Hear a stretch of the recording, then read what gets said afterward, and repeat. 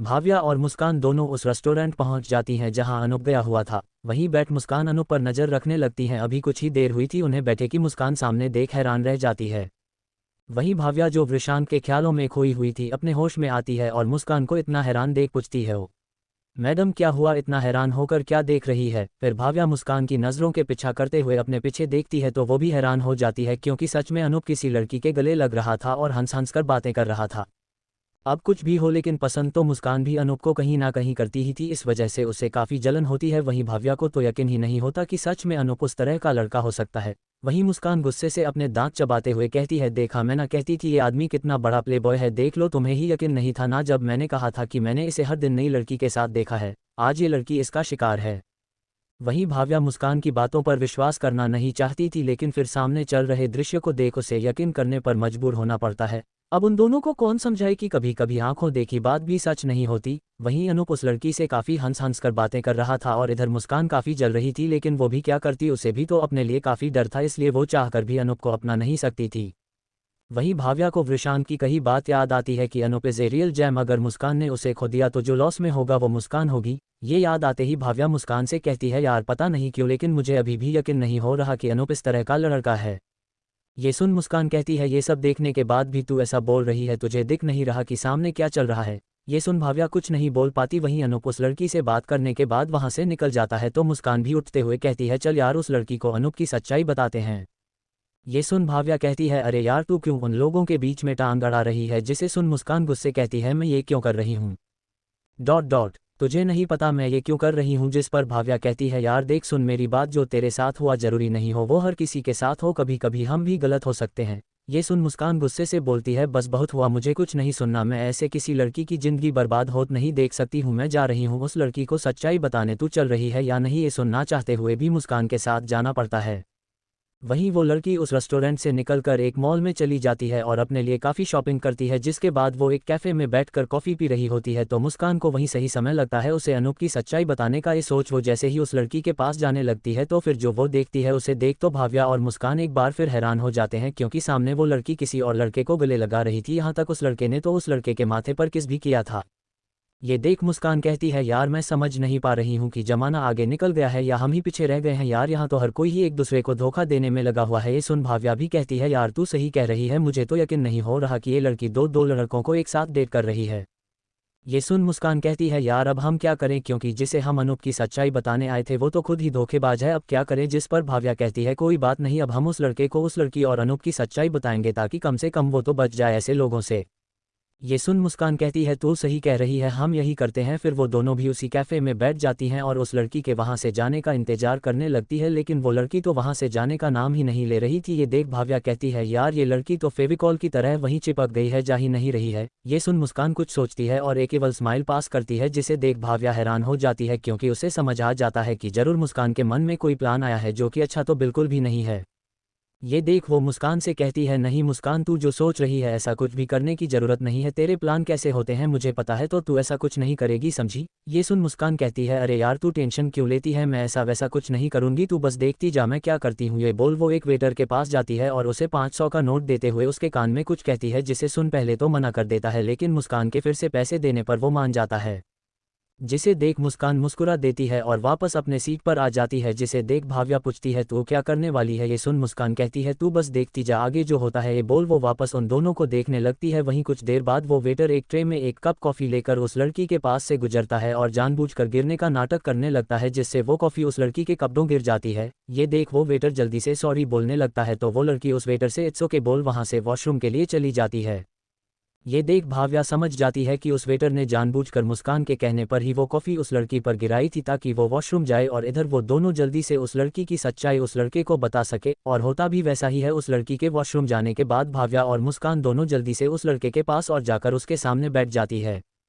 वहीं वो लड़का जो देखने में सामान्य कद काठी का लग रहा था और एक चश्मे में वो किसी कंपनी का IT डिपार्टमेंट का लग रहा था, वो अपने सामने दो लड़कियों को देख हैरान हो जाता है और पूछता, जी मैं आप दोनों को जानता हूं और आप दोनों यहाँ क्या कर रही है।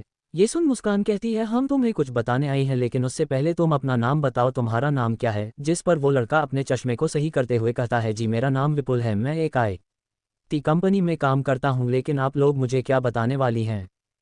वहीं ये सुन मुस्कान और भाव्या बैठ जाती है और विपुल से कहती है, देखो अब हम जो कहने जा रहे हैं हो सकता है तुम्हें हम पर विश्वास ना हो, लेकिन ये सच है और इस बात का हमारे पास प्रूफ भी है। ये सुन विपुल थोड़ा घबराते हुए पूछता है, आप कहना क्या चाहती हैं, साफ साफ कहिए ना। जिस पर मुस्कान कहती है, देखो विपुल पता नहीं तुम्हें विश्वास होगा या नहीं, लेकिन वो लड़की जो अभी अभी तुम्हारे साथ बैठी थी वो तुम्हें धोखा दे रही है, क्योंकि अभी अभी वो लड़की एक दूसरे लड़के से मिलकर आ रही है जो कि हमारा ही दोस्त है। ये सुन विपुल को विश्वास ही नहीं होता कि वो दोनों क्या कह रही हैं, तो वो गुस्से से कहता है, ये आप लोग क्या कह रही है, मुझे पूरा विश्वास है अपनी माया पर, वो मुझे कभी धोखा नहीं दे सकती। ये सुन मुस्कान कहती है, ओ तो उसका नाम माया है, लेकिन विपुल मेरा विश्वास करो ये सच, उस माया ने हमारे दोस्त के साथ साथ तुम्हें भी अपना माया जाल में फंसाया है। ये सुन विपुल कहता है, जरूर आपको कोई गलतफहमी हुई है, क्योंकि वो मुझे कभी धोखा दे ही नहीं सकती। ये सुन भाव्या कहती है, हमें पता है कि तुम हमारी बातों का विश्वास नहीं करोगे, इसलिए हम सबूत भी साथ लाइन हैं। ये बोल वो मुस्कान को इशारा करती है तो मुस्कान अपना फ़ोन निकाल उस फोटो को दिखा देती है जो उन दोनों ने उस रेस्टोरेंट में साथ में ली थी। वहीं वो फोटो देख विपुल तो हैरान ही रह जाता है, जिसे देख मुस्कान और भाव्या को लगता है कि वो फोटो देख शॉक में चला गया है, क्योंकि उसने उस लड़की पर इतना विश्वास किया और उसने ही उसे धोखा दे दिया। ये देख मुस्कान उसे हिलाते हुए कहता है, होश में आओ विपुल, मुझे पता है तुम्हें बहुत बड़ा शौक लगा है, लेकिन सच्चा यही है। वो सब अभी बात कर ही रहे थे कि उतने में माया उन सब के सामने आ जाती है, जिसे देख विपुल उसे देखने लगता है तो माया पूछता है, क्या हुआ विपुल जी, आप मुझे ऐसे क्यों देख रहे हैं और ये दोनों कौन है। वो आगे कुछ बोल पाती तब तक विपुल उस फोटो को दिखाते हुए माया से पूछता है, माया ये क्या है। वो फोटो देख माया हैरान हो जाती है और परेशान भी। 32 मुस्कान को पता चली सच्चाई। अब आगे विपुल उस फोटो को माया को दिखाकर पूछता है, माया ये क्या है, जिस पर माया उस फोटो को देख हैरान हो जाती है और थोड़ी परेशान भी। वो विपुल से हकलाते हुए कहती है, विपुल जी मेरी बात सुनिए, मैं आपको बताने ही वाली थी। ये सुन विपुल कहता है, कब माया, कब बताने वाली थी तुम मुझे। जिस पर माया कहती है, कल ही बताने वाली थी। ये सुन मुस्कान कहाँ चुप रहने वाली थी, वो बोली, अच्छा आज तुम्हारा सच सबके सामने आ गया तो तुम कल ही सच्चाई सबको बताने वाली थी, अगर ये सच सामने नहीं आता तो तुम तो एक साथ दो लड़कों को घुमाती हो। ये सुन विपुल और माया दोनों हैरानी से मुस्कान को देखने लगते हैं, जैसे बोल रहे हैं, एड़ी क्या बोल रही है, कुछ पता भी है। लेकिन मुस्कान कहाँ सुनने वाली थी किसी की। वो आगे बोलती है, तुम जैसी लड़कियों को मैं अच्छी तरह से जानती हूँ, तुम्हारा एक से मन नहीं भरता इसलिए ये सब कर रही हो ना, लेकिन मैं तुम्हें बता दूं, जिस अनूप को तुम डेट कर रही हो ना, वो हर दिन लड़कियां बदलता है और शायद आजकल तुम उसकी शिकार हो। वो तो बोले ही जा रही है, वो देख ही नहीं रही थी कि विपुल और मुस्कान दोनों उसे अजीब नज़रों से देख रहे हैं, जिसे भाव्या नोटिस कर लेती है, उसे कुछ गलत होने की आशंका होती है। तो वो मुस्कान को चुप रहने का इशारा करती है, लेकिन मुस्कान कहाँ चुप होने वाली थी, वो तो बोले ही जा रही थी। तो माया कहती है, अरे चुप हो जा मेरी माँ, क्या क्या बोले जा रही है, आपको पता भी है आप क्या बोले जा रही है। ऐसा कुछ ही नहीं है जो आप सोच रही है, लेकिन पहले तो आप ये बताइए कि आप है कौन और आप अनूप जी को कैसे जानती हैं। ये सुन मुस्कान कहता है, क्योंकि हम उसके दोस्त हैं और मैं बता रही हूँ ना, उससे दूर रहो नहीं तो मुझे बुरा कोई नहीं होगा। वहीं माया ये सुन कि वो दोनों अनूप की दोस्त हैं मुस्कुराने लगती है। वहीं ये सुन विपुल भी जोर से कहती है, क्या आप दोनों अनूप को दोस्त हैं। वहीं भाव्या और मुस्कान हैरानी से विपुल और माया को देखने लगते हैं, जो उन्हें देख हैरान थे। वहीं माया तो जल्दी से मुस्कान को गले ही लगा लेती है और कहती है, आप मुस्कान हैं ना, और भाव्या को देखते हुए कहती है, और अगर मैं गलत नहीं हूं तो आप भाव्या जी हैं ना, अनूप जी की बेस्ट फ्रेंड। ये सुन मुस्कान और भाव्या दोनों हैरान थे कि उन्हें उन दोनों का नाम कैसे पता, ये यहाँ हो क्या रहा है। वहीं विपुल भी मुस्कान और भाव्या को देख काफ़ी खुश होता है और खुशी से कहता है, माफ़ कीजिएगा मैं आपको पहचान नहीं पाया और आपसे बदतमीजी से बात की। लेकिन फिर माया की तरफ मुड़ते हुए अपनी कमर पर हाथ रखकर पूछता है, तुम ना टॉपिक से मत हटो, बताओ क्या आज तुम अनूप से मिलने गई थी। जिस पर माया कहता है, हाँ बाबा मैं मिलने गई थी उनसे। ये सुन विपुल गुस्सा होते हुए कहता है, तो तुमने मुझे क्यों नहीं बताया, मुझे भी उससे मिलना था। ये सुन माया कहती है, अरे मुझे पता है कि आपको भी उससे मिलना है, दरअसल हम दोनों कल के होने वाले कार्यक्रम के लिए प्लान करने गए थे, उन्होंने कहा है कि वो कल आपसे मिलने आएंगे। ये सुन विपुल खुश हो जाता है। वहीं मुस्कान और भाव्या तो अभी भी ऐसे एक्सप्रेशन लिए खड़े थे जैसे, अरे भाई हमें भी तो कुछ बताओ, यहाँ चल क्या रहा है। तो माया की नज़र उन दोनों पर जाती है तो वो समझ जाती है कि उनके मन में इस वक्त काफ़ी सवाल चल रहे होंगे।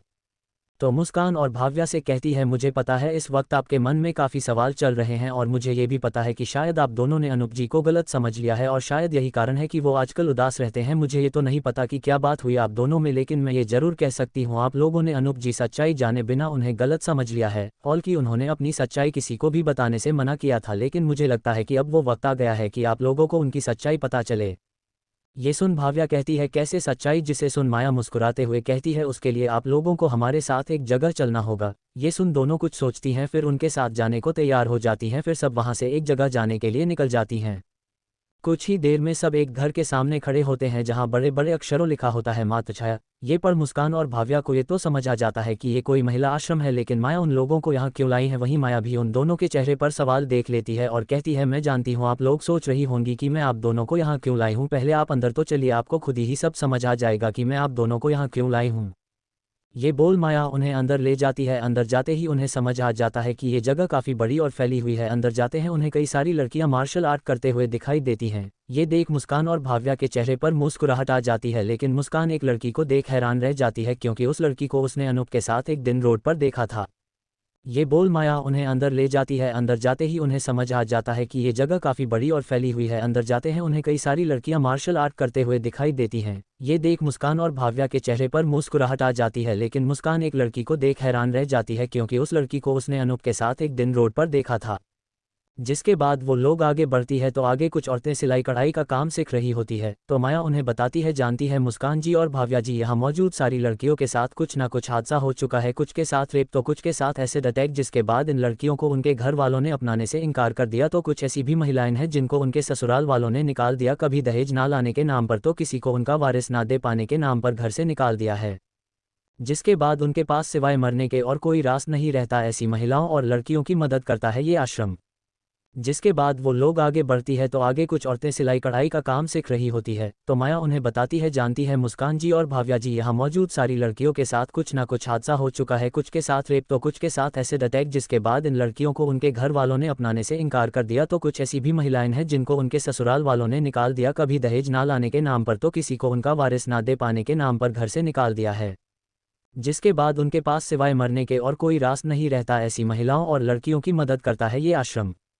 ये सब सुन मुस्कान और भाव्या हैरान रह जाती है क्योंकि वो लोग आज तक ऐसे परिस्थितियों का सामना नहीं की थी, तो उन्हें ये जान काफ़ी बुरा लग रहा था। वहीं मुस्कान को काफ़ी ऐसी लड़कियां वहां दिखती है जिन्हें उसने अनूप के साथ कभी ना कभी देखा था, लेकिन उसे ये समझ नहीं आ रहा था कि अनूप का इन सबसे क्या संबंध। आगे बढ़ने पर उन दोनों को एक चाइल्ड केयर रूम दिखता है जहां कई सारे बच्चे होते हैं, उनमें से ज़्यादातर लड़कियां ही थी। तो माया उन्हें बताती है, ये वो बच्चे हैं जिन्हें उनके माँ बाप हमारे आश्रम के दरवाजे पर छोड़ गए थे, उन्हें उनके माँ बाप ही अपनाने से इनकार कर दिया। अब बताइए इसमें इन बेचारे बच्चों की क्या गलती जो उन्हें ये सब देखना पड़ा। ये सुन तो मुस्कान और भाव्या के आंखों में आंसू ही आ जाते हैं, लेकिन उन्हें अभी तक ये समझ नहीं आ रहा था कि आखिर माया उन्हें ये सब दिखा क्यों रही है। वहीं सब कुछ दिखाने के बाद अंत में वो लोग उस आश्रम के ऑफिस में जाते हैं जहां एक 20 साल की लड़की बैठे कुछ काम कर रही थी। माया को देख वो खड़ी होती है और कहती है, अरे माया दीदी आप यहाँ, वैसे अच्छा हुआ आप आ गई, मुझे आपको कुछ बताना था। दरअसल कल रात फिर किसी ने हमारे दरवाजे पर एक बच्ची को छोड़ दिया है, उसकी हालत काफ़ी ख़राब थी तो हमने उसे डॉक्टर को दिखा दिया है, अब वो ठीक है।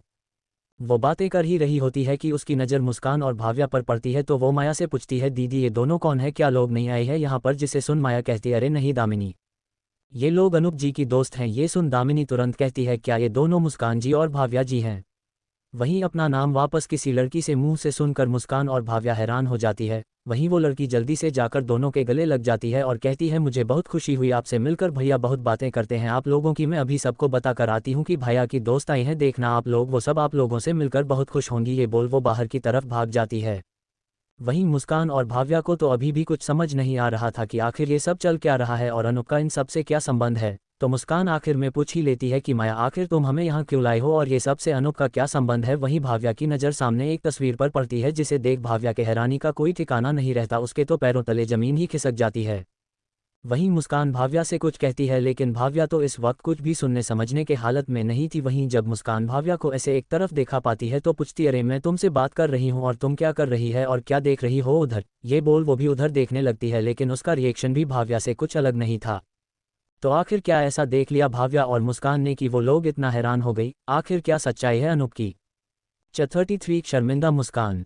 अब आगे माया को मात्र छाया के बारे में बताते सुन मुस्कान कहती है, वो सब तो ठीक है लेकिन आपने मुझे ये नहीं बताया कि अनूप का इन सब से क्या लेना देना है। वहीं भाव्या जब इधर उधर देख रही थी तो उसकी नज़र सामने लगे एक फोटो पर जाती है जिसे देख उसके पैरों तले जमीन ही खिसक जाती है, वो तो एकदम बूंद बने खड़ी ही रह जाती है। वहीं मुस्कान को जब एहसास होता है कि भाव्या कुछ रिएक्ट नहीं कर रही है तो वो भाव्या की तरफ मुड़ कहती है, क्या हुआ यार, मैं यहाँ इतनी देर से तुझे बात कर रही हूँ और तू है कि जवाब ही नहीं दे रही है।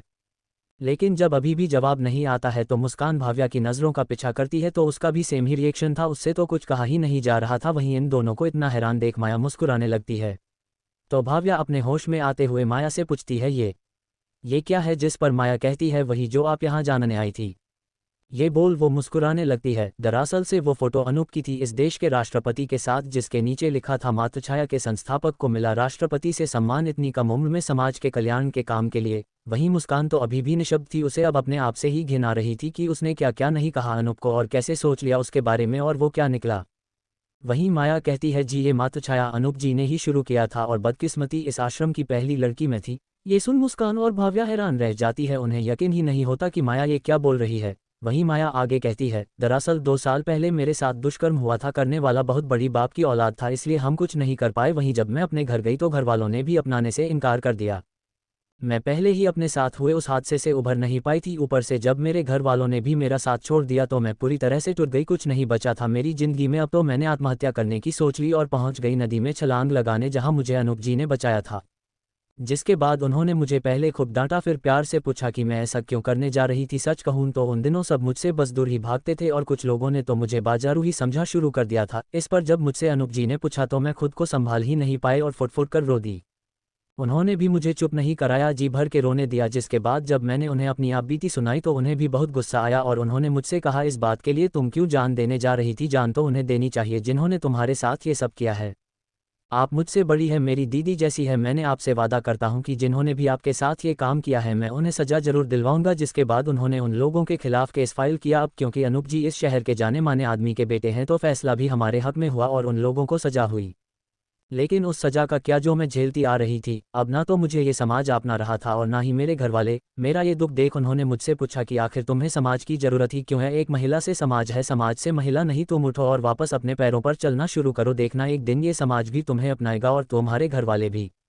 ये सुन मुझे हौसला मिला और मैं चली थी अपनी मंजिल की ओर। लेकिन अनूप जी अब सिर्फ अपने लिए नहीं बल्कि उन तमाम लड़कियों के लिए कुछ करना चाहते थे जिनके साथ ये हादसा होने के बाद समाज और उनके घर वाले तक उन्हें नहीं अपनाते। तो उन्होंने ये मातृछाया शुरू की जिसमें उनका साथ उनके पापा मिस्टर करण शर्मा ने भी दिया और फिर शुरू हुआ मातृछाया का सफर जिसमें उन्होंने अपनी जी जान लगा दी और आज मातृछाया से ही कई लड़कियां हैं जो इस देश का नाम रोशन कर रही है।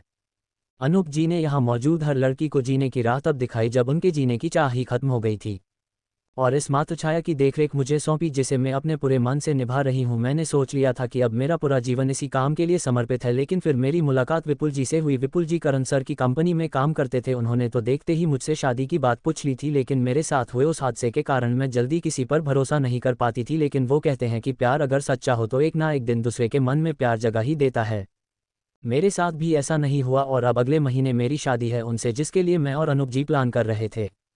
माया की ये सब बात सुन भाव्या और मुस्कान दोनों को ही जहां अपनी सोच पर शर्मा रही थी वहीं अनूप के लिए गर्व भी हो रहा था कि वो समाज के लिए इतना कुछ कर रहा है और उन्हें तो खुद पर ही नाज हो रहा था कि वो लोग उसके दोस्त हैं।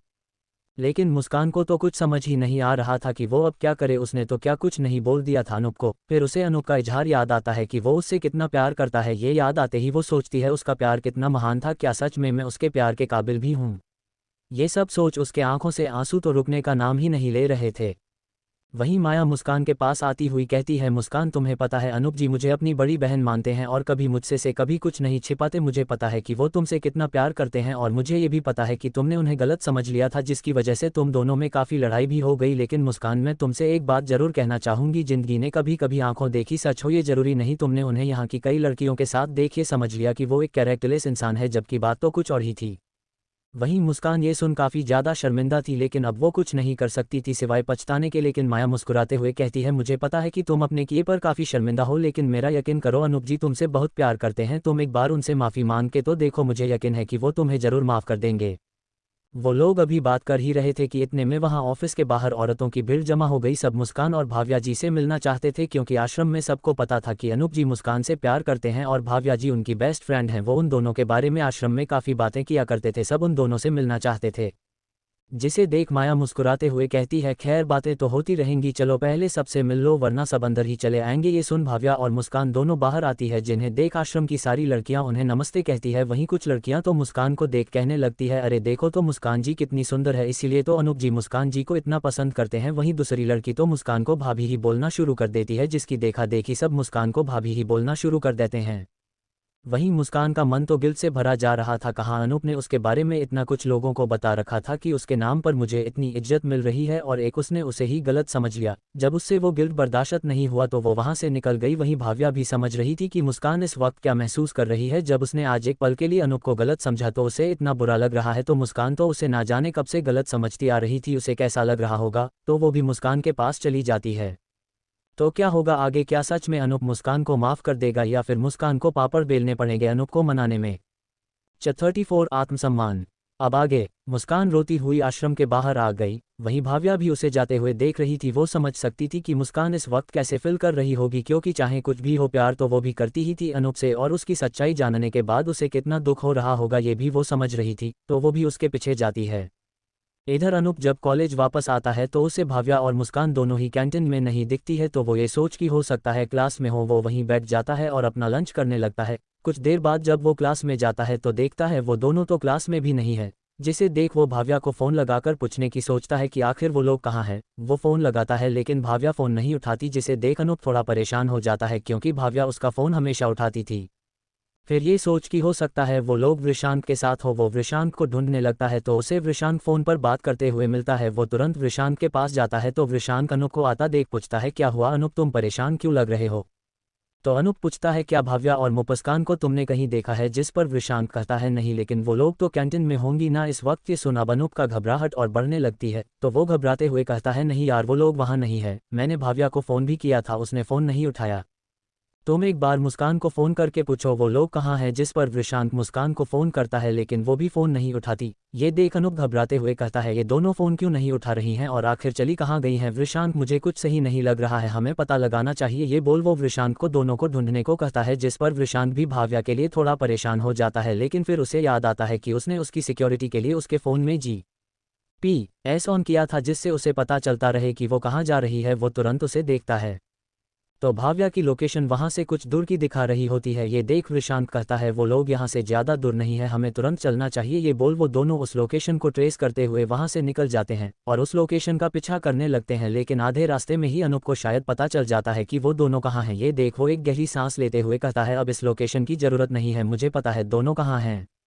ये सुन वृशांत भी उस लोकेशन को ध्यान से देखता है तो उसे भी सब समझ में आ जाता है। तो वो भी बिना कुछ कहे कार उधर ही मोड़ लेता है, जिसे देख अनूप कहता है, तुम्हें पता भी है मैं कहाँ की बात कर रहा हूँ? जिस पर वृशांत मुस्कुराते हुए कहता है, अनूप, तुम्हें पता है मैंने तुमसे दोस्ती क्यों की और क्यों मैं चाहता हूँ कि तुम और मुस्कान एक हो जाओ? जिस पर अनूप उसे नासमझी से देखते हुए पूछता, नहीं क्योंकि? जिस पर वृशांत कहता है, क्योंकि मैं तुम्हारे बारे में सब जानता हूँ, ये कि तुम कौन हो और ये भी कि तुम क्या करते हो। और मुस्कान को मैं अपनी बहन जैसा मानता हूँ और उसके लिए बेस्ट ही चाहता हूँ, और मुझे पता है तुमसे अच्छा उसके लिए कोई नहीं होगा। ये सुन अनूप भी मुस्कुराने लगता है और कुछ नहीं कहता। उधर मुस्कान आश्रम से बाहर भाग जाती है और अब तक जो उसने अपने आंसू सबसे छिपा रखे थे वो बाहर आने लगते हैं और वो जमीन पर बैठ जोर जोर से रोने लगती है। उसे आज अपने आप पर बहुत शर्मा रही थी। उसने अपने अतीत से बचने के लिए एक बेगुनाह इंसान को गलत समझ लिया। तभी वहां भाव्या आ जाती है और पीछे से उसके कंधे पर हाथ रखती है, जिसे देख मुस्कान पीछे मुड़ती है तो सामने भाव्या को पाकर उसका रहा सहा सब्र भी जवाब दे देता है और वो भाव्या के गले लग और ज्यादा रोने लगती है। तो भाव्या भी उसे रोने दे देती है, क्योंकि रोने से उसके दिल का बोझ थोड़ा कम हो जाएगा। वहीं मुस्कान रोते हुए भाव्या से कहती है, भाव्या, तुम्हें पता है मेरी माँ मेरे पापा से बहुत प्यार करती थी। वो दोनों कॉलेज में मिले थे, जिसके बाद उन्हें प्यार हुआ और उन्होंने शादी कर ली। लेकिन शादी के बाद माँ को पता चला कि पापा के और भी लड़कियों के साथ संबंध थे। उन्होंने पापा से जब ये सब खत्म करने को कहा तो उल्टा पापा ने मेरी माँ को ही मारा, और तब से लेकर आज तक उनके बीच कुछ भी ठीक नहीं रहा। मैं यही सब देखते देखते बड़ी हुई हूँ। तो मैं भी उन सब लकड़ों से नफरत करने लगी जो एक लड़की के साथ होने के बाद भी दूसरे पर लाइन मारते थे। जब मैं पहली बार अनूप से मिली थी तो मैंने उसे देखते ही अपना दिल दे बैठी थी और सोच लिया था मैं इसी से शादी करूंगी। लेकिन जब मैंने उसे दूसरे लड़कियों के साथ देखा तो मुझे उसमें अपने पापा नजर आने लगे। फिर ना जाने कब वो प्यार नफरत में बदल गया। लेकिन सच्चाई जानने के बाद अब मैं कैसे अनूप से नजरें मिलाऊंगी मुझे समझ नहीं आ रहा है। अब तक मुझे लगता था कि अनूप मेरे प्यार के काबिल नहीं है, लेकिन असल में तो मैं ही उसके प्यार के काबिल नहीं थी कभी। अब मैं क्या करूं भाव्या, मुझे बहुत दर्द हो रहा है दिल में, मैं बर्दाश्त नहीं कर पा रही हूं ये बोल वो रोने लगी। वो दोनों एक दूसरे को दिलासा दे ही रहे थे कि इतने में वहां अनूप और वृशांत भी पहुंच जाते हैं। दोनों ही भाव्या और मुस्कान को इस हालत में देख थोड़ा परेशान थे। वृशांत भाव्या के लिए तो वहीं अनूप मुस्कान के लिए, दोनों ही उनके पास जाते हैं। तो भाव्या दोनों को आता हुआ देख लेती है। एक पल को तो उसकी नज़र वृशांत पर जाती है, जो कि काफ़ी परेशान लग रहा था। उसे अच्छा लगा था कि वृशांत उसके लिए परेशान था, लेकिन तभी उसे नेहा और वृशांत का क्लास वाला सीन याद आ जाता है। तो वो अपना मुंह वृषांक से फेर लेती है, जिसे देख वृषांक को कहीं ना कहीं बुरा तो लगता है, लेकिन वो कुछ नहीं कहता और सीधा मुस्कान के पास चला जाता है। वहीं अनूप मुस्कान के पास जाना तो चाहता था, क्योंकि उसे रोता देख उसे ये तो समझ आ गया था कि उसे सच्चाई का पता चल चुकी है, लेकिन उसका आत्मसम्मान उसे मुस्कान के पास जाने नहीं दे रहा था। तो वो भाव्या के पास चला गया। वहीं मुस्कान वृषांक को देख उसके गले लग गई और हिचकियां हुए कहने लगी, वृषांक वो वृषांक। अनूप, जिस पर वृषांक उसे चुप कराते हुए कहता है, कुछ बोलने की जरूरत नहीं है, मुझे पता है तुम क्या कहना चाहती हो, इसीलिए मैंने पहले ही कहा था कि हमेशा आंखों देखी बात सच हो ऐसा जरूरी नहीं है, कभी कभी जो हम देखते हैं असल में उसकी सच्चाई कुछ और होती है। वृषांक बात तो मुस्कान से कह रहा था, लेकिन उसकी नज़रें भाव्या पर ही होती हैं। वहीं भाव्या भी वृषांक की कही बात सुन रही थी, लेकिन इस माहौल में भी भाव्या को मुस्कान का वृषांक के गले लगे देख चलन हो रही थी, और अब तो उसे भी ना जाने क्यों लग रहा था कि हो ना हो उस दिन की सच्चाई कुछ और ही थी। क्या वृषांक सही कह रहा है, मैंने ही उसे गलत समझ लिया? वो ये सब सोच ही रही थी कि उतने में अनूप भाव्या के पास आकर उससे पूछता है, भाव्या क्या तुम ठीक हो? जिस पर भाव्या अनूप से कहती है, हाँ मैं ठीक हूँ, लेकिन मुस्कान हो ठीक नहीं है। उसे बहुत बुरा लग रहा है कि उसने तुम्हें गलत समझा। फिर अनूप से पूछती है, तुमने मुझे क्यों नहीं बताया कि तुम इतना अच्छा काम कर रहे हो, मैं भी इसमें तुम्हारी हेल्प कर देती ना, और फिर ये सब कन्फ्यूजन ही ना होती। जिसे सुन अनूप कहता है, मैं तुम्हें बताने ही वाला था, लेकिन उससे पहले वो सब हो गया। खैर अब इस बात का कोई मतलब नहीं, चलो अब चलते हैं, काफ़ी देर हो गई है। ये बोल अनूप भाव्या को ले जाने लगता है, तो भाव्या अनूप से कहती है, अनूप मुस्कान से एक बार बात तो कर लो, वो काफ़ी दुखी है और उसे अपनी गलती का पछतावा भी है। ये बोल भाव्या मुस्कान को आगे बोलने को कहती है, तो मुस्कान आगे आते हुए अपना सिर झुकाकर कहती है, अनूप मुझे पता है कि मैंने जो किया है वो माफ़ी के काबिल नहीं है, लेकिन क्या तुम मुझे माफ़ कर सकते हो? लेकिन अनूप को तो जैसे कुछ सुनाई ही नहीं दिया। वो भाव्या से कहता है, भाव्या मैं कार में हूँ, तुम जल्दी आ जाना। ये बोल वो वहाँ से जाने लगता है, तो ये देख मुस्कान के आंसू बहने लगते हैं, जिसे देख वृषांक कहता है, अनूप एक बार मुस्कान की बात तो सुन लो। जिस पर अनूप जाते हुए रुक जाता है और मुड़ते हुए कहता है, ठीक है मैं सुन लेता हूँ उसकी बात, लेकिन वृषांक उससे पहले मैं तुमसे एक सवाल पूछना चाहता हूँ, उसका जवाब सच सच देना। तो सोचो, एक लड़की है जिससे तुम अपने पूरे दिलो जान से प्यार करते हैं और उसके साथ जीने मरने के सपने देखने लगते हो, लेकिन एक दिन तुम्हें पता चलता है कि वो लड़की जिसे तुम इतना प्यार करते हो वो तुम्हें कैरेक्टरलेस समझती है और भरे समाज के सामने तुम्हारे आत्मसम्मान को रौंद कर चली जाती है, जिसके बाद पूरा समाज तुम्हें कैरेक्टरलेस होने का सर्टिफिकेट दे देता है। लेकिन कुछ दिन बाद उस लड़की को पता चलता है कि तुम सही थे और वो तुमसे माफ़ी मांगती है। तो अब तुम मुझे बताओ, तुम ऐसी सिचुएशन में क्या करते? क्या माफ़ कर देते उस लड़की को जिसने तुम्हारे आत्मसम्मान को ठेस पहुंचाई हो और तुम पर ही विश्वास नहीं किया? बताओ वृषांक, क्या करते तुम इस जगह? क्या माफ़ कर देते उसे? ये सुन वृषांक कुछ नहीं बोल पाता, क्योंकि बात तो अनूप भी सही कह रहा था। ये देख अनूप मुस्कुराने लगता है। फिर वो भाव्या की तरफ मुड़ते हुए पूछता है, भाव्या यही सेम सवाल तुम्हारे लिए भी है, तो बताओ तुम क्या करती इस जगह? माफ़ कर देती उस लड़के को जिसे तुमने अपने पूरे मन से चाहा और उसने ही तुम पर विश्वास नहीं किया? भाव्या भी ये सुन निरुत्तर थी। वहीं मुस्कान ये सब सुन अपना सिर झुका लेती है। ये देख अनूप कहता है, क्यों क्या हुआ? किसी को कुछ नहीं बोलना है? बात जब अपने ऊपर आई तो सब चुप। फिर मुस्कान की तरफ देखते हुए कहता है, मुझे पता है मिस मुस्कान की आपको बहुत बुरा लग रहा अपने किए पर, लेकिन यही सवाल मैं आपसे भी पूछता हूँ, आप क्या करती इस जगह? ये सुन मुस्कान कुछ नहीं कह पाती और पश्चाताप में अपना सिर झुका लेती है, जिसे देख अनूप कहता है, मुझे पता है आपको बहुत बुरा लग रहा है, लेकिन मिस मुस्कान मुझे माफ़ करिएगा, लेकिन आज मेरे पास आपको देने के लिए कुछ भी नहीं, माफ़ी भी नहीं। ये बोल वो वहाँ से निकल जाता है। वहीं सब उसे बस जाता देखने के सिवाय कुछ नहीं कर पाते। 35 खामोशियाँ। अब आगे। वहाँ से मुस्कान को बातें कहने के बाद अनूप वहाँ से निकल जाता है और पीछे छोड़ जाता है वृषांक, भाव्या और मुस्कान के मन में सवाल वहीं खड़े जब उन लोगों को काफ़ी देर हो जाती है। वृषांक कहता है, आई थिंक हमें चलना चाहिए, काफ़ी लेट हो रही है और शाम भी होने वाली है। जिसके बाद भाव्या और मुस्कान दोनों आकर कार में बैठ जाती हैं।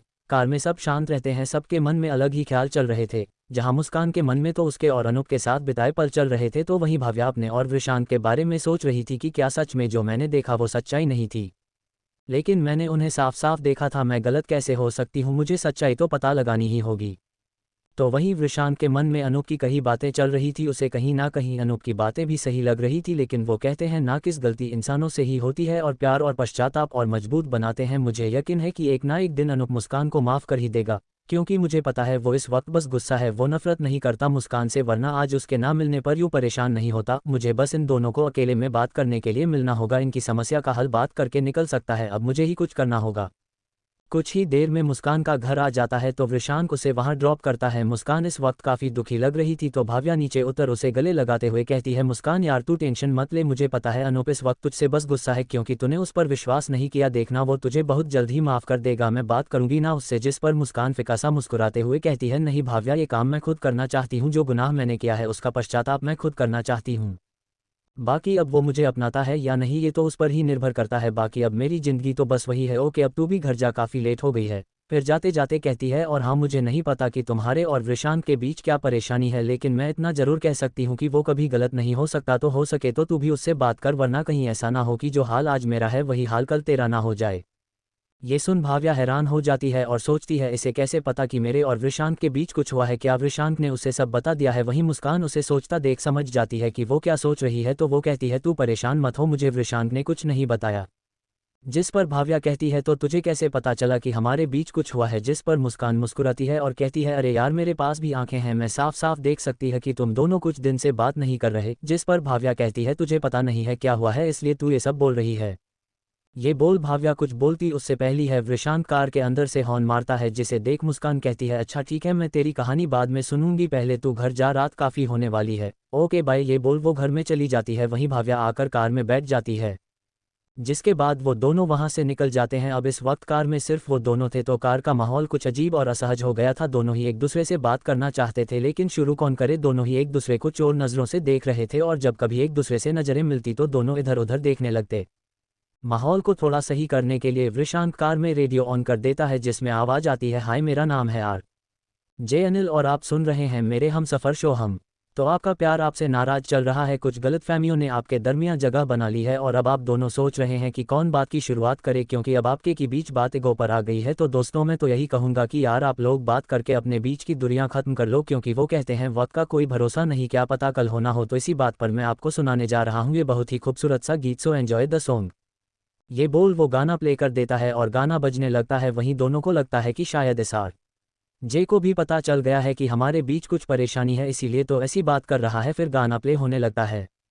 खामोशियां आवाज हैं, तुम सुने तो आओ कभी, छुकर तुम्हें खिल जाएंगी, घर इनको बुलाओ कभी, बेकरार है बात करने को, कहने दो इनको ज़रा।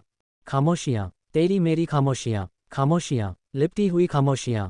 इस गाने ने माहौल को सही करने के बजाय और ज़्यादा असहज बना दिया था। दोनों अब ना चाहते हुए भी एक दूसरे को देखने लगे थे, क्योंकि कहीं ना कहीं दोनों को ही एक दूसरे की बेरुखी खल रही थी। वहीं विशांत ने अब पहला कदम लेते हुए भाव्या का हाथ पकड़ लिया, जिसे देख भाव्या एक पल को तो हैरान हो गई, लेकिन उसके मन में जो अब तक हलचल चल रही थी वो अचानक शांत हो गई थी और उसे एक अलग तरह का सुकून मिल रहा था। जैसे दिन भर का भूला शाम को अपने घर आ जाता है तो उसे जिस तरह का सुकून मिलता, शायद कुछ उसी तरह। तो इसलिए उसने अपना हाथ पीछे नहीं खींचा और दोनों ही एक दूसरे को खामोशी से महसूस करने लगे। पता नहीं क्यों, लेकिन दोनों ही एक दूसरे के लिए अब परेशान होने लगे थे। 36 भाव्या को पता चली सच्चाई। अब आगे दोनों ही पूरे रास्ते एक दूसरे का हाथ पकड़े रहते हैं और कुछ नहीं बोलते। कुछ ही देर में घर आ जाता है, जिसके बाद भाव्या उससे बिना कुछ कहे वहां से चली जाती है। वहीं आज काफी दिनों बाद ही सही, लेकिन विशांत भी थोड़ा सुकून में था, क्योंकि कहीं ना कहीं जाने कैसे विशांत को भाव्या के साथ रहना, उससे बातें करना, उसे उसका रोज रात इंतजार करना अच्छा लगने लगा था। उसे शायद थोड़ा थोड़ा ही सही, लेकिन भाव्या पर ट्रस्ट होने लगा था। वहीं भाव्या भी आज काफ़ी सुकून में थी, बात ना सही लेकिन विशांत का साथ ही उसके लिए काफ़ी था। वो अपने आप को आईने में देख खुद से कहती हैं शायद मैं ही विशांत को गलत समझ बैठी, हो सकता है सच में जो दिखा वो सच ना हो। कल मैं इस बारे में विशांत से बात करूंगी और उसे नेहा से दूर रहने के लिए कहूंगी। ये बोल वो सोने चली जाती है।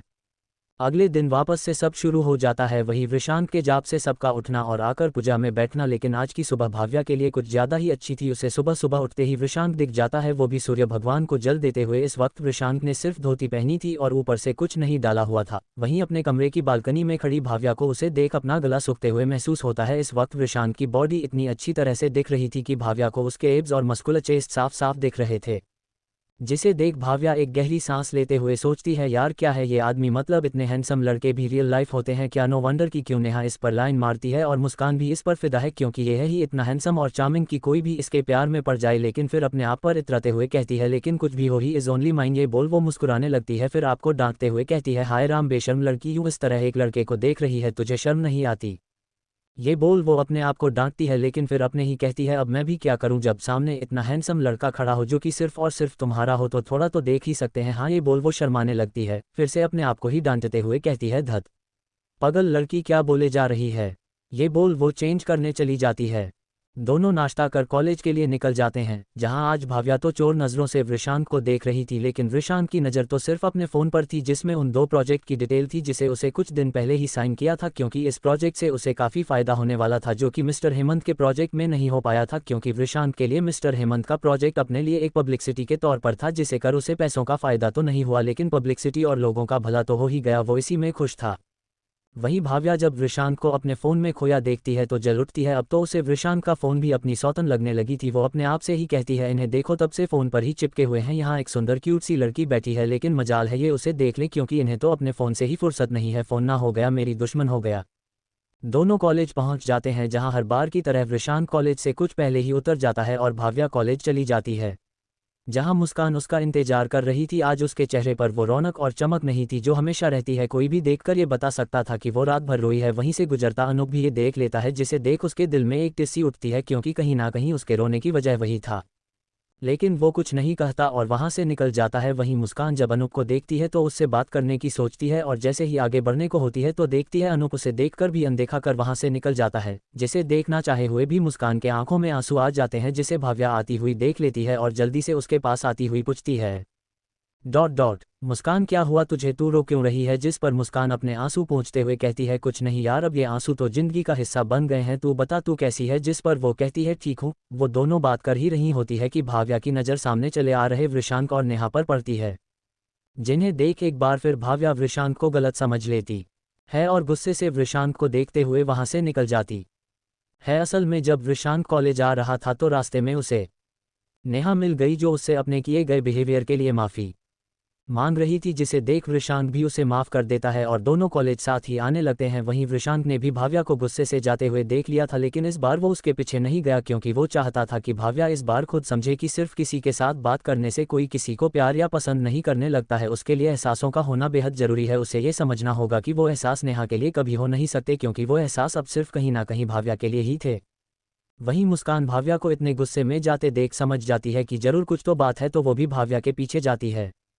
वहीं भाव्या गुस्से से जाकर कैंटीन में बैठ जाती है, तो वहीं मुस्कान भी आकर उसके पास ही बैठ जाती है और उसे देखने लगती है, जिसे देख भाव्या चीरते हुए कहती है, क्या है यार, ऐसे क्यों देख रही है। जिस पर मुस्कान कहता है, वो तो तू मुझे बताएगी कि क्या है, क्या चल रहा है तुम्हारे और वृशांक के बीच, तुम दोनों अभी भी सब कुछ ठीक नहीं हुआ। जिस पर भाव्या गुस्से से कहती है, ठीक कैसे होगा, पहले वृशांक को उस छिपकली से चिपकने से फुर्सत मिले तब ना। जिस पर मुस्कान कुछ नहीं समझी और पूछती है, तू क्या बोले जा रही है, मुझे कुछ समझ नहीं आ रहा है, तू प्लीज़ थोड़ा खुलकर बताएगी। जिस पर भाव्या चीरते हुए कहती है, अरे मैं नेहा की बात कर रही हूँ यार, आजकल वृशांक और उसके बीच कुछ तो चल रहा है। जिसे सुन मुस्कान इतना तो समझ जाती है कि भाव्या को चलन हो रही है, लेकिन उसे पूरी बात नहीं पता थी, तो वो कहती है, यार प्लीज़ तो ये गोल गोल बातें करना बंद कर और मुझे सब शुरू से और अच्छे से बता। जिस पर भाव्या एक गहरी सांस लेती है और मुस्कान को सब कुछ शुरू से अंत तक बता देती है। जिसे सुन मुस्कान गुस्से में कहती है, वो नेहा छिपकली कहीं की वृशांक से चिपक रही है, पहले अनूप फिर वृशांक, उसे तो मैं छोड़ूंगी नहीं। ये बोल वो वहां से उठने लगती है, तो भाव्या कहती है, यार कहाँ जा रही है। जिस पर मुस्कान कहती है, उस छिपकली को सबक सिखाने, आखिर उसे हमसे परेशानी क्या है, पहले उसने मुझे अनूप के खिलाफ भड़काया और अब वृशांक के पीछे पड़ गई है। मुझे पूरा यकीन है इसमें वृशांक की कोई गलती नहीं होगी, सब उस चुड़ैल का किया धरा होगा, उसे तो आज मैं नहीं छोड़ूंगी। ये बोल वो नेहा के पास जाने लगती है। वहीं उसे इतने गुस्से में जाता देख भाव्या भी उसके पीछे चली जाती है।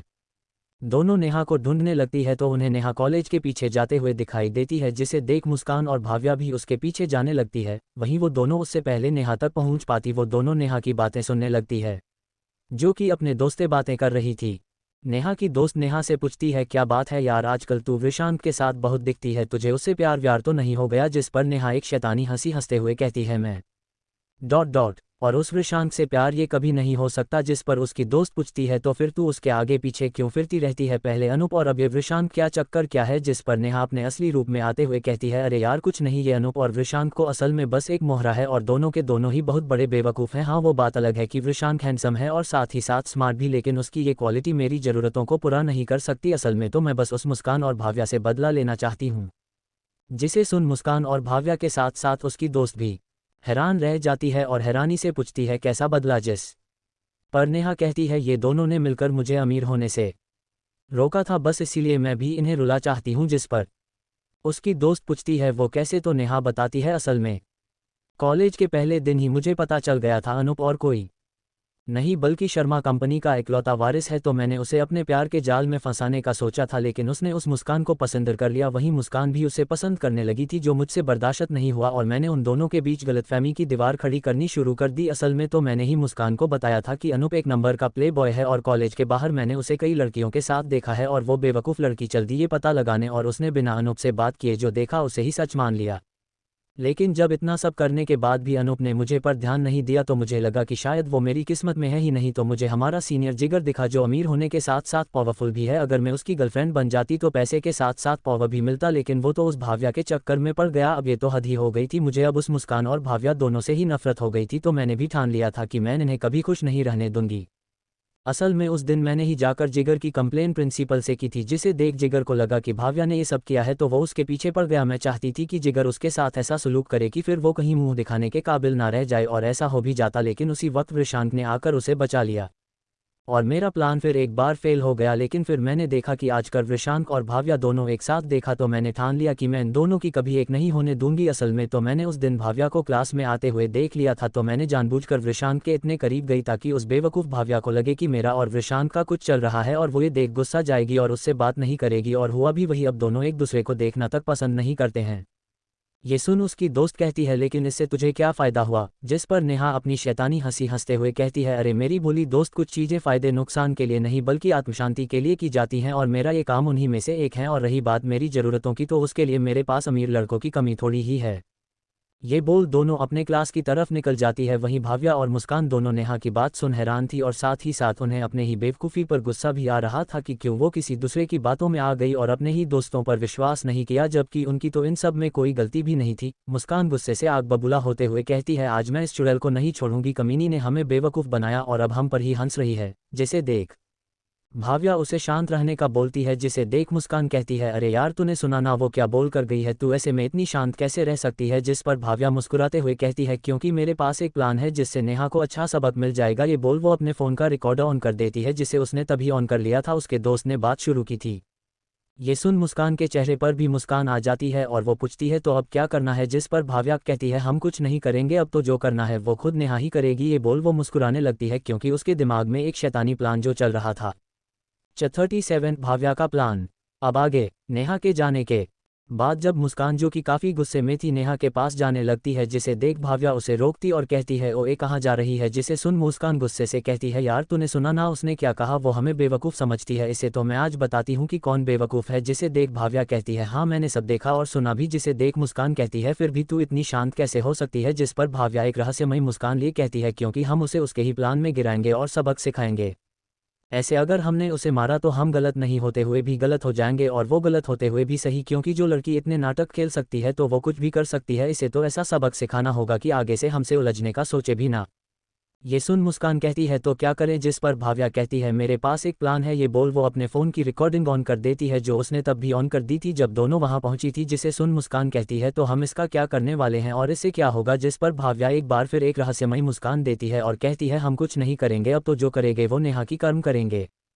ये बोल वो किसी को फ़ोन लगा देती है। उधर फ़ोन उठते ही, हेलो भानु अंकल कैसे हैं आप? भानु जी प्रजापति के सबसे वफादार और उम्रदराज आदमी थे, जिनके उस पूरे शहर में पुलिस से भी ज़्यादा खबरी फैले हुए थे। यहाँ तक कि कभी कभी तो पुलिस वाले भी किसी की जानकारी के लिए भानु जी को कॉल करते थे। भाव्या की आवाज़ सुन भानु जी काफ़ी खुश हो जाते हैं और कहते हैं, अरे वाह, आज तो लगता है सूरज पश्चिम से निकला है, आज हमें हमारी लाडली ने कैसे याद कर लिया? जिस पर भाव्या कहती है, क्या भानु अंकल, मैं तो हमेशा ही आपको याद करती हूँ, वो आप हैं जो कभी हमें याद नहीं करते। जिस पर भानु जी कहते हैं, अच्छा, उल्टा चोर कोतवाल को डांटे।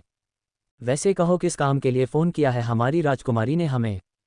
जिस पर भाव्या कहती है, अंकल मुझे एक लड़की की पूरी जानकारी चाहिए, वो भी जल्दी ही। जिस पर भानु जी कहते हैं, अच्छा, क्या इस लड़की ने आपको परेशान किया है? राजकुमारी, क्या आप चाहती हैं मैं उसे देखूं? जिस पर भाव्या कहती है, नहीं नहीं अंकल, वो मैं खुद ही कर लूँगी, आप बस मुझे इसकी पूरी जानकारी जल्दी से जल्दी पता करके बताइए।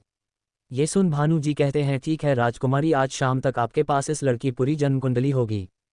ये बोल वो फ़ोन रख देते हैं और भाव्या उन्हें नेहा की फ़ोटो भेज देती है। वहीं मुस्कान को तो कुछ समझ ही नहीं आ रहा था कि हो क्या रहा है, तो वो पूछती हो जेम्स बॉन्ड अब बताएगी भी तू करने क्या वाली है, जिसे सुन भाव्या कहती है तू परेशान क्यों होती है, बता रही हूँ ना सब, ये बोल वो उसे अपना प्लान बता देती है, जिसे सुन मुस्कान कहती है यार तू कितनी खतरनाक है, मतलब अच्छा है मैं तेरी दोस्त हूँ वरना अगर कहीं दुश्मन होती तो पता नहीं क्या हाल होता मेरा, जिसे सुन भाव्या मुस्कुराने लगती है और कहती है मैं इतनी भी खतरनाक नहीं हूँ, बस कोई मेरे अपनों को नहीं छेड़े बस। जिसे सुन मुस्कान कहती है चल ये काम तो हो गया, अब तू बता कैसे मनाने वाली है विशांत को। ये सुन भाव्या कहती है मैं क्यों मनाऊंगी उसको, जिसे सुन मुस्कान कहती है ओ हेलो तुझे पता है ना तू सबसे बातें छिपा सकती है लेकिन मुझसे नहीं, जिस पर भाव्या कहती है लेकिन मैंने क्या छिपाया है, जिस पर मुस्कान कहती है देख भाव्या मुझे पता है तू विशांत को पसंद करने लगी है और ये तेरे चेहरे से साफ साफ पता चलता है, जब भी विशांत की बात होती है तेरे चेहरे पर एक अलग ही चमक आ जाती है, तो तू ना अब मुझसे और खुद से झूठ बोलना ना बंद कर दे। बाकी देख ले अगर तू नहीं मनाने वाली है तो मैं ही कुछ करती हूँ, शायद मेरी ही नंबर लग जाए, जिसे सुन भाव्या उसे एक मुकान मारते हुए कहती है तू ना अनूप पर ध्यान दे, विशांत से ज्यादा चिपकने की जरूरत नहीं है समझी। ये सुन मुस्कान हंसने लगती है और कहती है देखा देखा तेरे चेहरे पर जेलेसी के भाव आ गए, और बच्चे बच्चे को पता है कि जहाँ जेलेसी होती है वहाँ प्यार भी होता है, और वैसे भी मैं विशांत को अपना भाई मानती हूँ और वो भी मुझे अपनी बहन ही मानता है, वो तो मैं बस तुझे जलाने के लिए उससे ज्यादा चिपकती थी। ये सुन भाव्या उसे मारने के लिए दौड़ती हुई कहती है अच्छा तू ना रुक, आज तू ना मेरे हाथों पिट कर ही मानेगी, ये बोल वो उसे दौड़ाने लगती है और मुस्कान भी बचने के लिए भागने लगती है, कुछ दूर भागने के बाद दोनों रुक जाती है और एक दूसरे को देख हंसने लगती हैं। तो मुस्कान कहती है वैसे तूने लड़का अच्छा चुना है विशांत, सच में एक बहुत अच्छा लड़का है, जिस पर भाव्या कहती है अच्छा लेकिन पहले तो तुझे वो पसंद नहीं था, जिस पर मुस्कान कहती है क्योंकि पहले मैंने उससे कभी बात नहीं की थी ना, और तू तो जानती ही है मेरी बहुत बुरी आदत है, मैं बिना उस बंदे की सच्चाई जाने उसके बारे में राय बना लेती हूँ, बस यही विशांत के साथ भी हुआ, लेकिन जब मैंने उसे जाना बात की तो पता चला कि वो तो हीरा है जिसकी चमक एक दिन पूरी दुनिया देखेगी। वहीं भाव्या विशांत की तारीफ सुन अंदर ही अंदर बहुत खुश हो रही थी, मानो विशांत की नहीं उसकी ही तारीफ हो रही हो, शायद प्यार में ऐसा ही होता है कि जिससे हम प्यार करते हैं अगर उसे खुशी मिले तो उसकी खुशी में हम उससे ज़्यादा खुश होते हैं, अगर उसकी तारीफ हो तो हमें अच्छा लगता है जैसे हमारी ही तारीफ हो रही हो।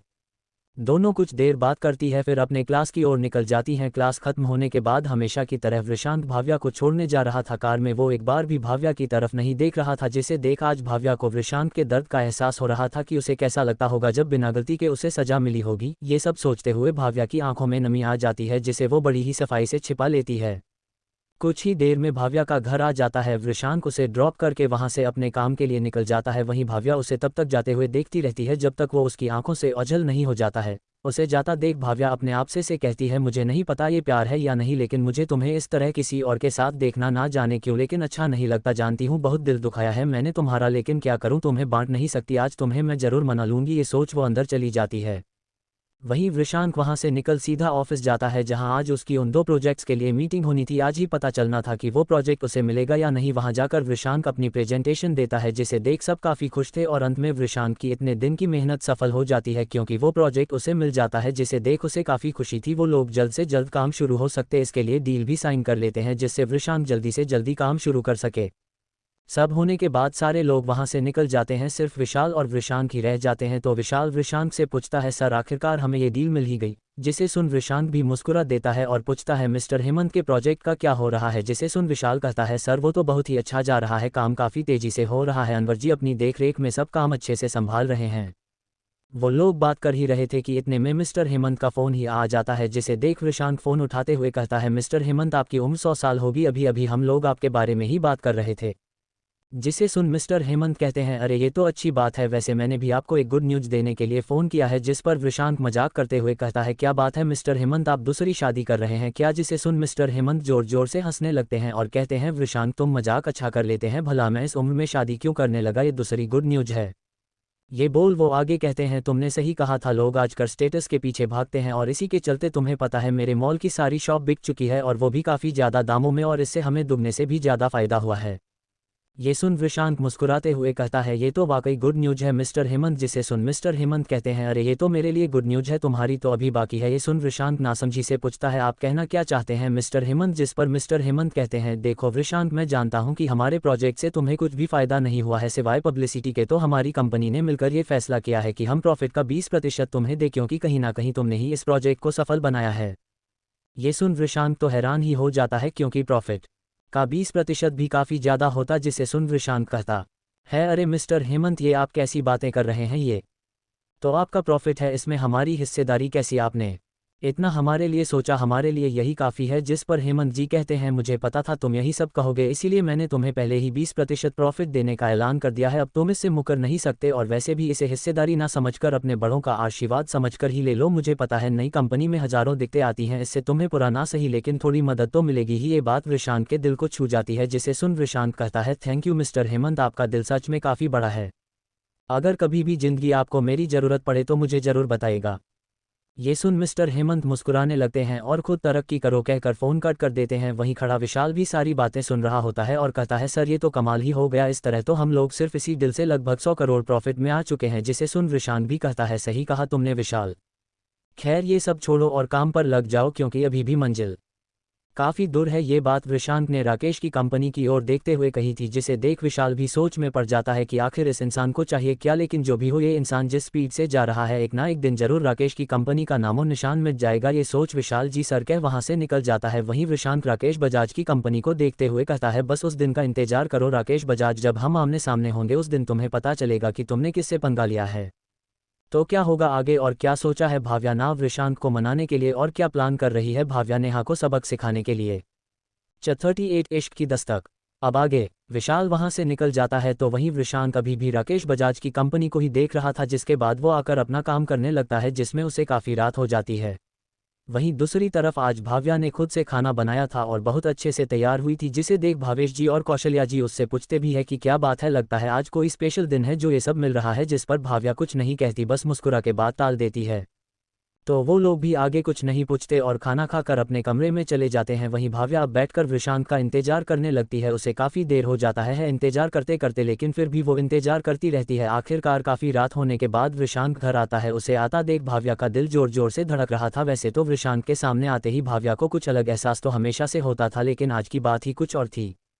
वहीं आज जब विशांत ने फिर से भाव्या उसका इंतजार करते हुए देखा तो उसे एक पल को तो देखता ही रह गया। हल्के नीले सूट में वो काफ़ी खूबसूरत लग रही थी, ऊपर से वो उसकी आंखें और उनमें काजल देख विशांत ने दिल को एकदम से मानो धड़क उठा हो। लेकिन फिर उसे भाव्या की बेरुखी याद आ जाती है तो वो अपनी आंखें उस तरफ से हटा लेता है और वहां से जाने लगता है, जिसे देख भाव्या उसे जाते हुए रोकती है और पूछती है, विशांत तुमने खाना खाया। जिस पर विशांत कुछ नहीं कहता तो भाव्या कहती है, अगर नहीं खाया हो तो प्लीज़ आकर खा लो।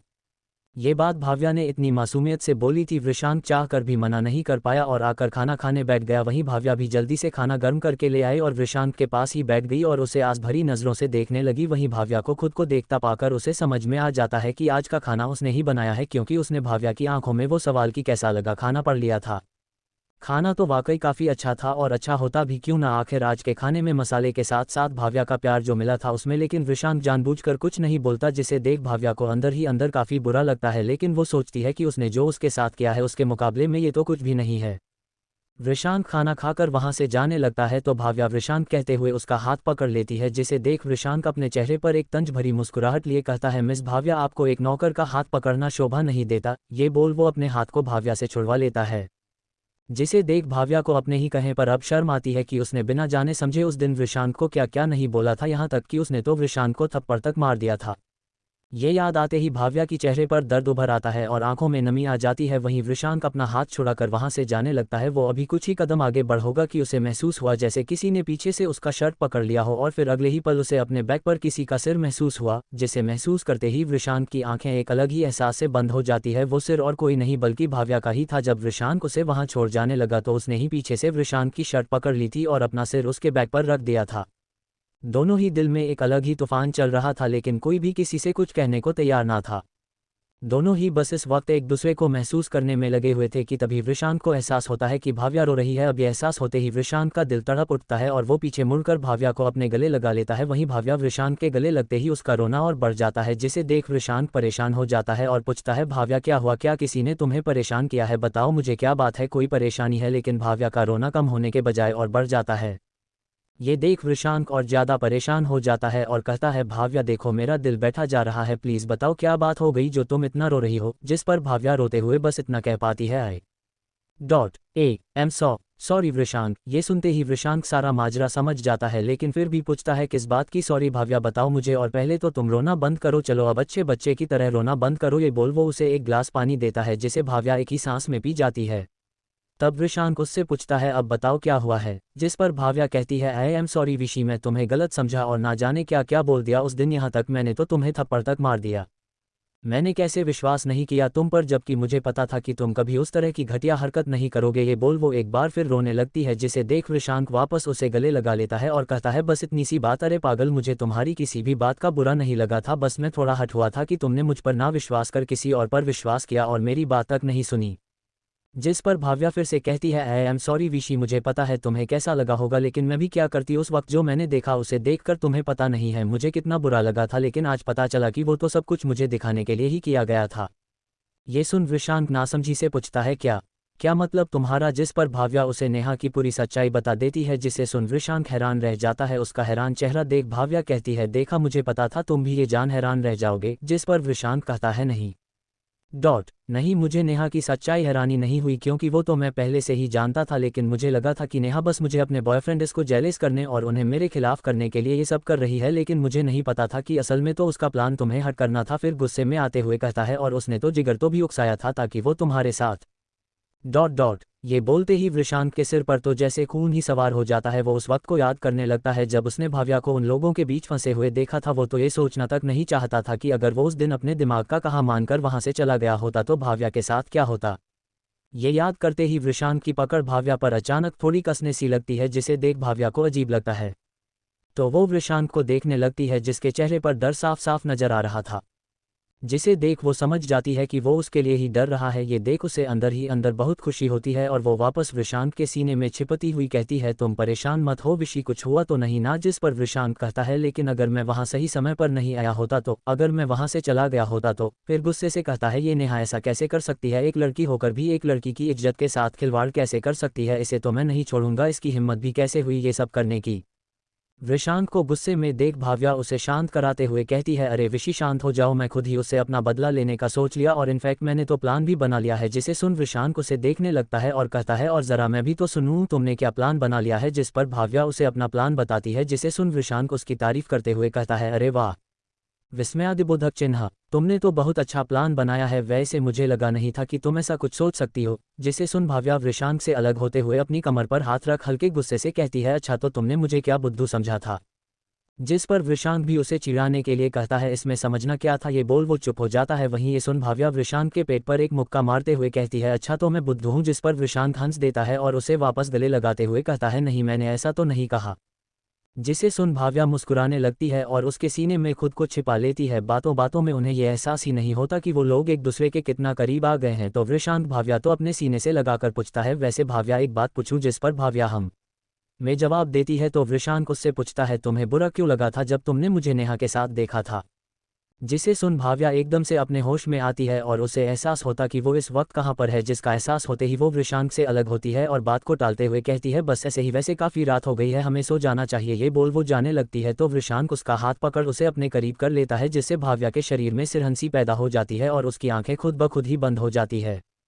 जिसे सुन भाव्या एकदम से अपने होश में आती है और उसे एहसास होता कि वो इस वक्त कहाँ पर है। जिसका एहसास होते ही वो वृषांक से अलग होती है और बात को टालते हुए कहती है बस ऐसे ही, वैसे काफ़ी रात हो गई है, हमें सो जाना चाहिए। ये बोल वो जाने लगती है तो वृषांक उसका हाथ पकड़ उसे अपने करीब कर लेता है, जिससे भाव्या के शरीर में सिरहंसी पैदा हो जाती है और उसकी आंखें खुद ब खुद ही बंद हो जाती है।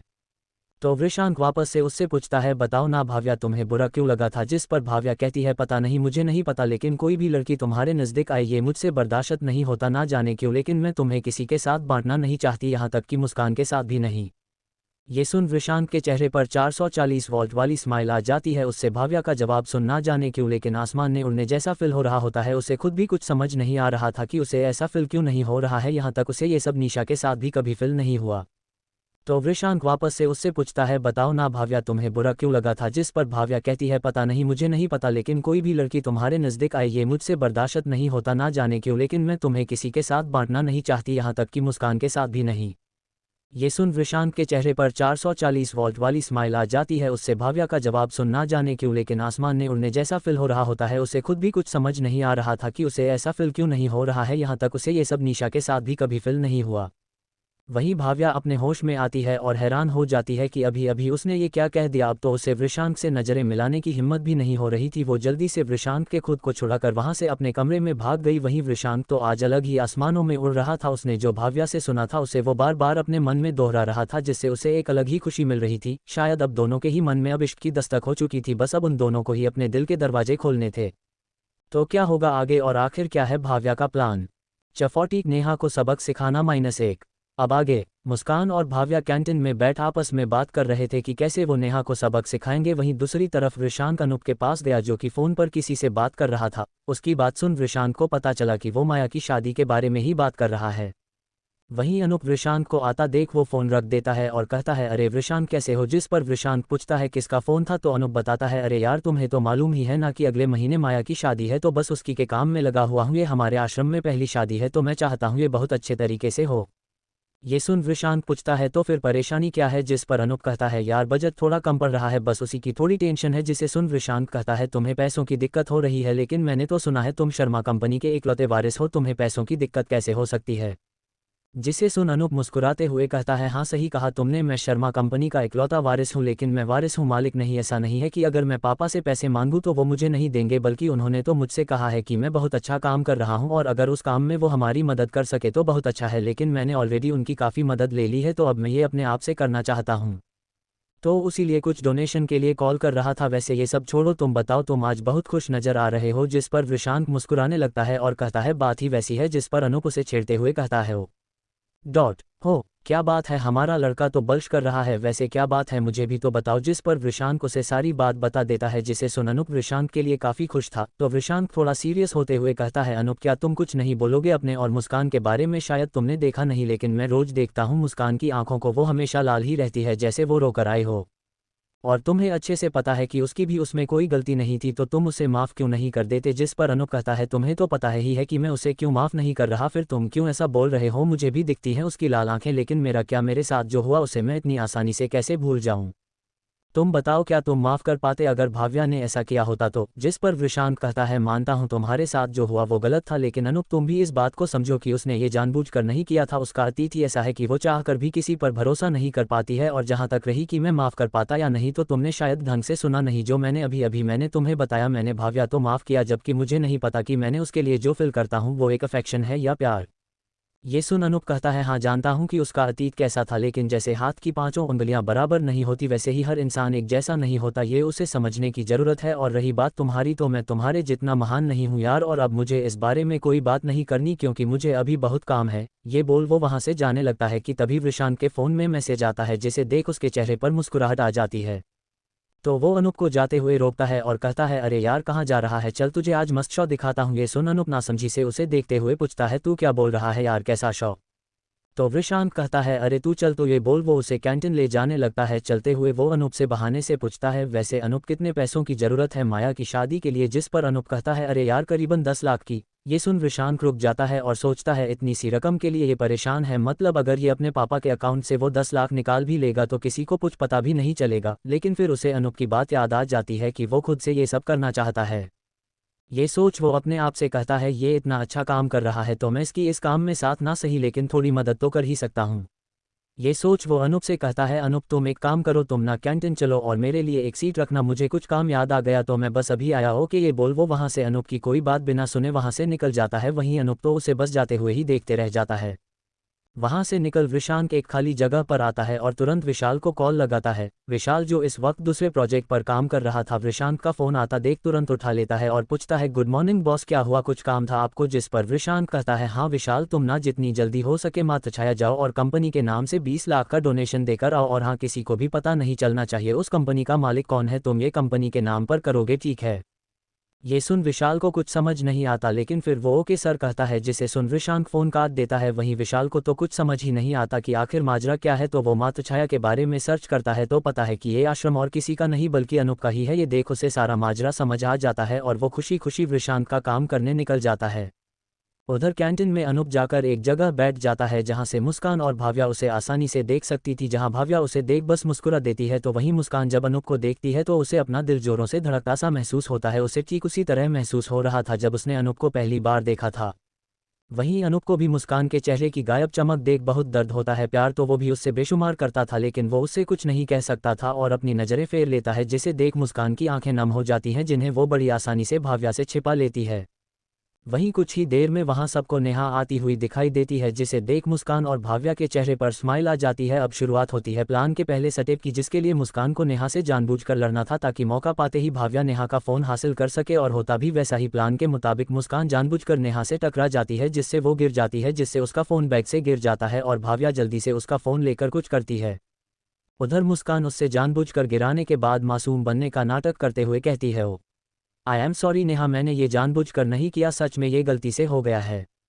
जिसे देख नेहा को गुस्सा तो बहुत आ रहा था, लेकिन उसने अपनी इमेज ऐसी बना रखी थी कि वो बस मुस्कुरा कर रह जाती है और ज़बरदस्ती की स्माइल चेहरे पर लाकर उसे इट्स ओके कहकर आगे बढ़ जाती है। जिसे देख मुस्कान अपने आप से कहती है, देखो तो कितनी कमनी है, इसे अपनी इमेज कितनी प्यारी है, बस कुछ देर रुक जाओ नेहा, फिर मैं बताती हूँ मुझे बेवकूफ़ समझने का अंजाम क्या होता है।